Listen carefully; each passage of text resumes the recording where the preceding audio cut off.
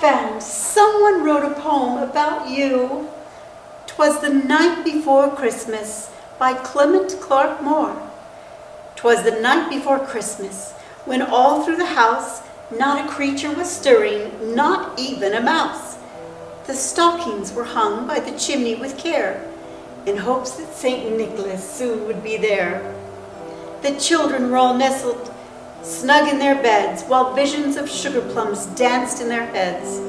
And Mamma in her kerchief and I in my cap had just settled our brains for a long winter's nap.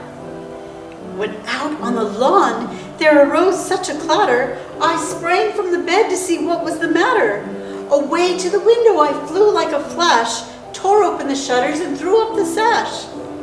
The moon on the breast of the new fallen snow gave the luster of midday to the objects below, when what to my wondering eyes should appear but a miniature sleigh and 8 tiny reindeer.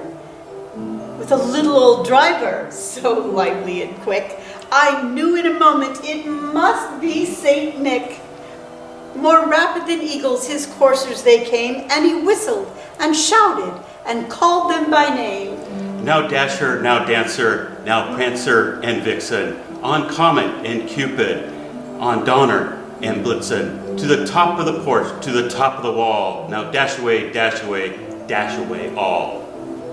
As dry leaves that before a wild hurricane fly, when they meet with an obstacle, mount to the sky, so up to the housetop the coursers they flew, with the sleigh full of toys and St. Nicholas too.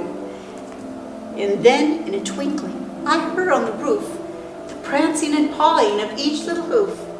As I drew in my head and was turning around, down the chimney came St. Nicholas with a bound. He was dressed all in fur from his head to his foot, and his clothes were all tarnished with ashes and soot. A bundle of toys he had flung on his back, and he looked like a peddler just opening his pack. His eyes, how they twinkled, his dimples, how merry, his cheeks were like roses, his nose like a cherry. His droll little mouth was drawn up like a bow, and the beard of his chin was as white as the snow. The stump of a pipe he held tight in his teeth, and the smoke it encircled his head like a wreath.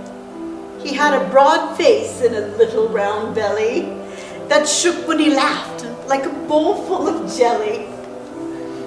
He was chubby and plump, a right jolly old elf, and I laughed when I saw him in spite of myself. A wink of his eye and a twist of his head soon gave me to know I had nothing to dread. He spoke not a word, but went straight to his work and filled all the stockings, then turned with a jerk and laying his finger aside of his nose and giving a nod, up the chimney he rose. He sprang to his sleigh, to his team gave a whistle, and away they all flew like the down of a thistle.